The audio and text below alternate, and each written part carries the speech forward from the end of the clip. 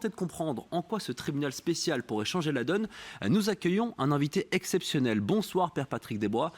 Merci beaucoup d'avoir accepté notre invitation. Vous êtes un spécialiste des crimes de masse. Vous êtes rendu de nombreuses fois en Ukraine depuis le tout début de la guerre.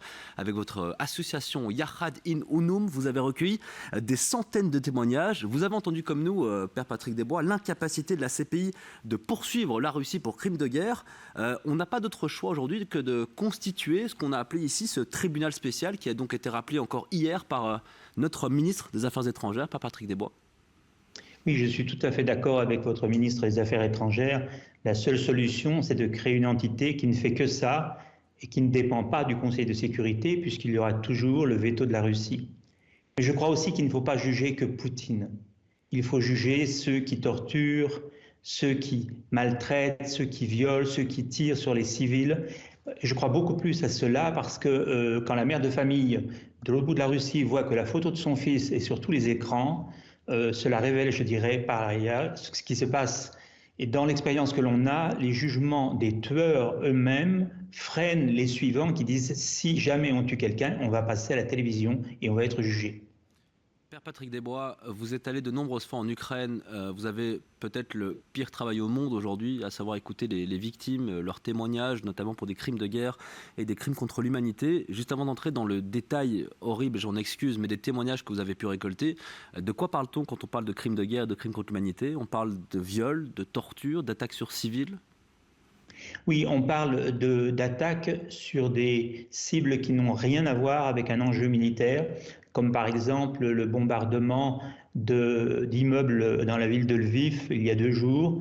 J'ai vite vérifié, il n'y a absolument aucun objectif militaire, il n'y avait personne. Donc il s'agit évidemment de crimes contre l'humanité, c'est-à-dire on n'est plus dans une guerre, je dirais, réciproque, on n'attaque pas des militaires, on n'attaque pas des bases de missiles, on attaque n'importe qui. Ça tombe sur qui ça tombe.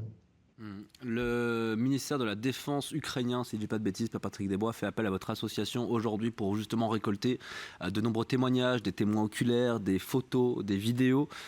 Très concrètement, vous avez été de nombreuses fois en Ukraine. Qu'est-ce que vous pourriez nous raconter? Qu'est-ce que vous avez envie de nous dire sur ce que vous avez vu et sur ce que vous avez entendu là-bas, Père Patrick Desbois?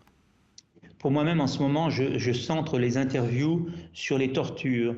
Ça me surprend beaucoup que sur les territoires qu'ils ont occupés, comme Kherson, comme Mariupol, comme une partie de Kharkiv, c'est-à-dire quand ils étaient chez eux, les Russes, ils mettent tous les gens de l'administration dans les prisons et les torturent, à la fois avec des psychologues, à la fois avec des tortures physiques, jusqu'à ce qu'ils signent qu'ils vont être pro-russes.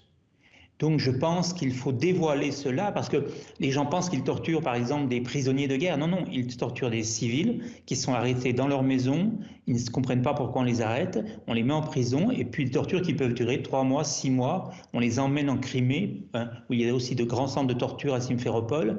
Donc on est centré là-dessus et c'est à ce niveau-là qu'on coopère en ce moment beaucoup avec le ministre de la Justice en Ukraine parce qu'on sait que dans un jugement, à la fin, il faut des témoins. Il faut des témoins. On peut dire tout ce que l'on veut, les textes, ceci, cela, mais si une dame a vu monsieur un tel qui l'a torturé, c'est imparable. Père Patrick Desbois, pardonnez-moi d'insister, mais j'y suis quasi obligé.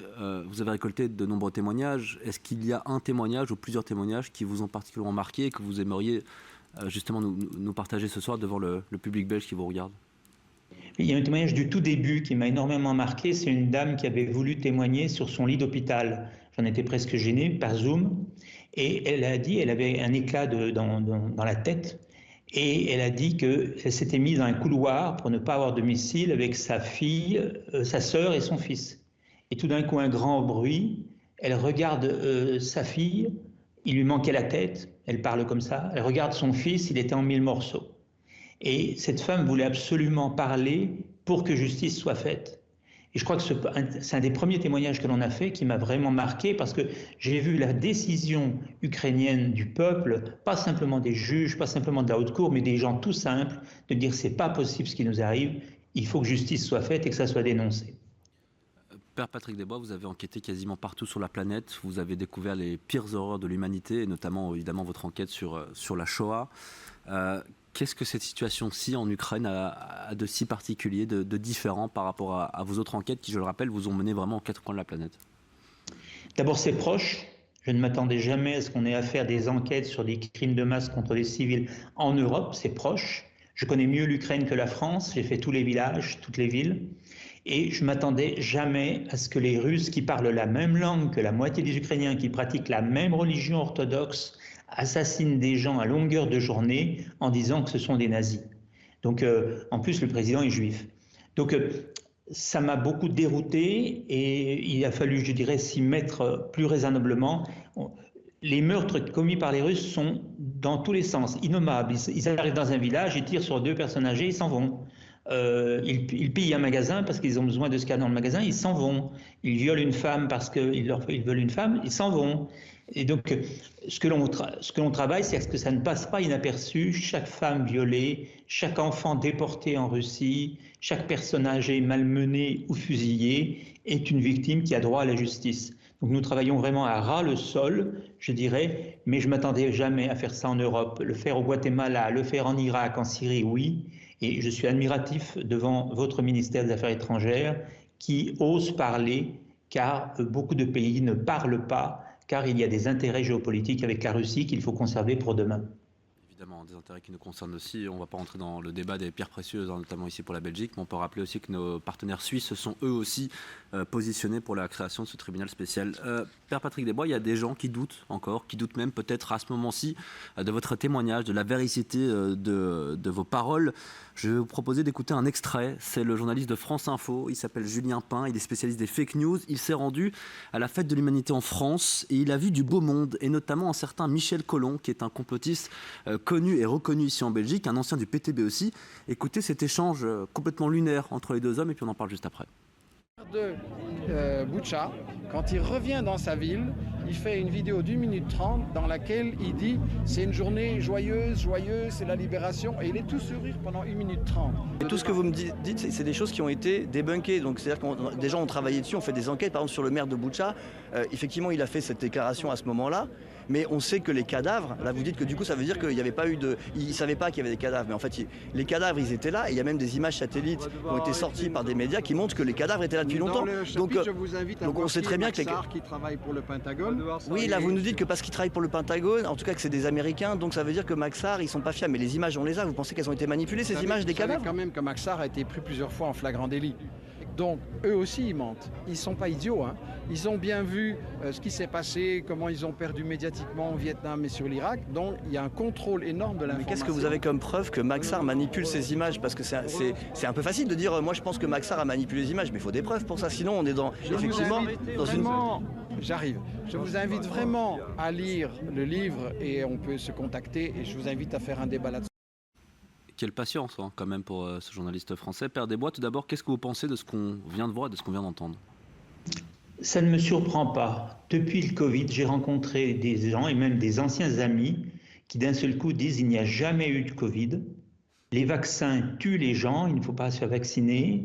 Poutine est un brave type qui se défend comme il peut des Ukrainiens. Les Ukrainiens sont des nazis. Je connais des gens, et ce sont les mêmes, qui ne croient pas au Covid, qui ne croient pas au vaccin et qui ne croient pas que Poutine attaque l'Ukraine et d'autres choses encore. Donc je pense que c'est genre de pathologie du cerveau. Mais j'ai aussi la question, comment ça se fait qu'il y a tant de gens et qui les payent? Parce que ça sert bigrement les intérêts russes que de raconter ça. Je suis en contact avec beaucoup d'amis africains puisque j'ai habité là-bas, qui me racontent ça à longueur de Facebook. Vive le grand roi Poutine qui nous délivre de tout. Donc il y a aussi des intérêts géopolitiques, il ne faut pas être naïf. Je pense qu'il y a des gens qui ont pété les plombs, je dirais, sur le Covid et sur tout le reste, mais il y a aussi des intérêts géopolitiques. La Russie, évidemment, notamment en Afrique, a nourri ces gens avec pas beaucoup d'argent pour qu'ils répètent à longueur de journée « Vive le grand roi Poutine ». Mais il faut qu'on s'en méfie parce que ça veut dire que la propagande continue de marcher. On pourrait croire que, vu où on en est, que la propagande nazie et soviétique, c'était fini, quoi. On était l'Europe, on était démocrate, on pouvait lire la presse. Eh ben non, la propagande peut toucher n'importe qui. Je connais des amis que je ne peux pas vous citer, très éduqués, qui ont des doctorats et qui racontent des choses similaires. Père Patrick Desbois, ça rend votre mission encore plus importante, évidemment, avec simplement cette collecte des données, des témoins oculaires, des preuves aussi matérielles qui peuvent justement clouer le bec à ce genre de personnages. Une dernière question, si vous voulez bien, Patrick Desbois. Qu'est-ce que vous répondez à ceux qui disent qu'on ne verra jamais, mais absolument jamais, Poutine devant un tribunal international? Qu'est-ce que vous leur répondez? Ils ont sûrement raison, mais M. Poutine a l'air de ne plus pouvoir prendre l'avion pour aller partout. C'est pas rien, vu son importance, vu qu'il est milliardaire. Il n'est pas allé en Afrique du Sud alors qu'il y était invité. Il n'est pas aux Nations Unies alors qu'il y est invité. Son cercle de transport, il reçoit le président de la Corée du Nord en train, vous imaginez, pour l'accueillir. Donc, sa vie sociale internationale, je pense que maintenant, il doit beaucoup aimer le sol russe, car il y a beaucoup de terrains qui ne lui sont pas ouverts, à part évidemment l'Iran, la Corée du Nord, je dirais des pays dont on connaît le niveau de respect des droits de l'homme. Donc, moi je dis, mais par contre, vous avez raison, il ne faut pas juger que Poutine. Il faut juger le gars qui appuie sur un bouton et où le missile tombe sur une école. Il faut juger le sniper, etc., car à la fin, il ne faut pas oublier la responsabilité des hommes de base, ce sont des êtres humains, et si ces gens ont un peu peur, si leur famille a un peu peur, il y aura un impact important. Mais les attaques contre Poutine ne sont pas négligeables, puisqu'on le voit un peu moins sur la scène internationale. Je ne crois pas qu'il va venir à Paris prochainement, ni à la Maison-Blanche, ni à Bruxelles. Oui, ni justement au Brésil, en Afrique du Sud, c'est là où ça pose problème par rapport à la CPI et les pays qui ont justement adhéré à cette charte. Un dernier mot, vraiment en quelques secondes, si possible, Père Patrick Desbois. Qu'est-ce que vous répondez à ceux qui disent que la temporalité est très mauvaise pour lancer ce genre de procédure, que finalement aujourd'hui on est dans une position où on va peut-être consolider la position russe de ce côté un petit peu de mal aimé de la scène internationale, d'État paria, et donc d'encore plus polariser les deux positions. Qu'est-ce que vous répondez à ça, vous? Je pense que je comprends, mais je pense que si les gens voient qui est M. Poutine aujourd'hui, là, il s'en fiche complètement. Il est dans une folie coloniale et génocidaire. Donc lui, qu'on le juge ou pas, rien ne peut le renforcer. C'est comme si on me disait que si faire une émission sur Hitler pendant la guerre, ça le renforcerait contre les Juifs. Malheureusement, M. Poutine a franchi la ligne jaune. Il n'est plus du monde dans lequel on est. Je pense qu'aucune négociation sera possible vu la masse de crimes qu'il a fait commettre, ne serait-ce qu'avec ses proches. Merci Père Patrick Desbois. Je rappelle que vous représentez l'association Yachad Hinunum qui est maintenant en contact avec le ministère de la Justice ukrainien pour récolter justement ces preuves de crimes de guerre, ces témoins oculaires et notamment aussi donc ces preuves matérielles. Merci beaucoup et bon courage à vous et encore merci de votre disponibilité pour LN24, Père Patrick Desbois.